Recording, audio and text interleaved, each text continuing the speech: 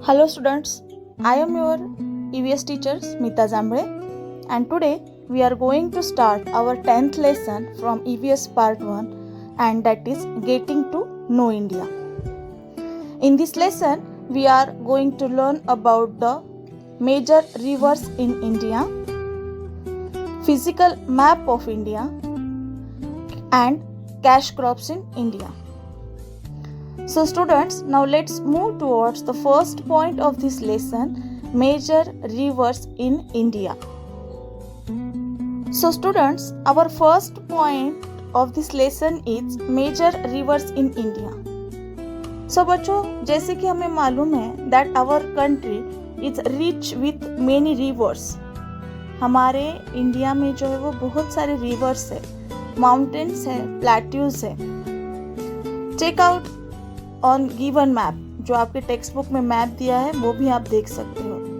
And also we are familiar with some of the names of the rivers which are mentioned in the patriotic songs, है ना. जैसे कि हमारा जो patriotic song है ना, मतलब देशभक्ति पर जो गाने होते हैं उसमें बहुत बार जो है हमारी नदियों के नाम जो है वो आते हैं. और आपके टेक्स्ट बुक के पेज नंबर पर आप रिवर्स का मैप देखकर आपको पता चल सकता है कि कितने सारे रिवर्स जो है हमारे इंडिया में जो है वो हम देख सकते हैं. Second point of this lesson is the physical map of India. In this point we see that our Indian subcontinent is surrounded by water.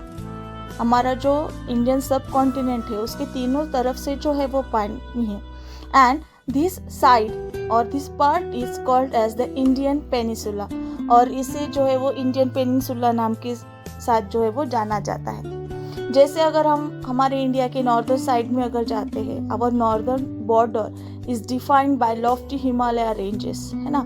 सब तरफ हमें हिमालय के रेंजेस जो है वो दिखाई देंगे. Also our country has forest, plains and desserts.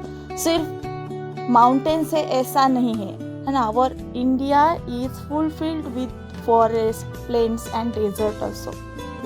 The expanse of our country is large. Area wise अगर हम देखते हैं तो बहुत फैला हुआ है. The height above the sea level is very, है ना. अगर हम सी लेवल से अगर हाइट देखते हैं तो इट गोज वेरीज, मतलब ये जो है वो डिफरेंट आती है. और नियर अबाउट 8,000 मीटर्स तक जो है वो ये दिखाई देती है. So that is why climate change from region to region. और इसी वजह से जो है हमारे इंडिया का, है ना, जो हम देख सकते हैं वो क्लाइमेट जो है वो हर तरफ अलग अलग दिखाई देता है. And this gives wide variety of plants, animals and birds. और इसी क्लाइमेट की वैरायटी की वजह से हमारे इंडिया में जो है वो बहुत सारी जगह हमें क्या दिखाई देती है, वैरायटी दिखाई देती है. प्लांट्स में हो गया, एनिमल्स में हो गया या फिर बर्ड्स में भी हो गया.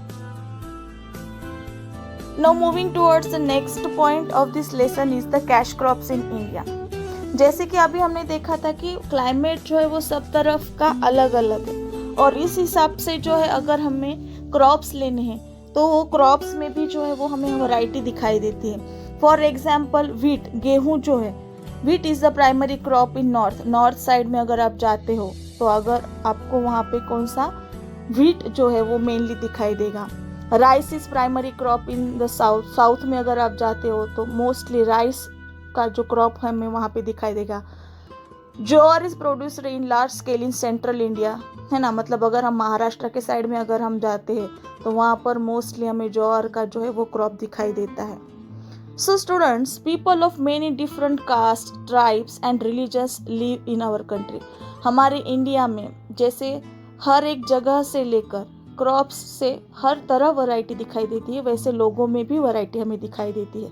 अलग अलग जाति, धर्म, समुदाय के लोग जो है हमारे भारत में रहते हैं.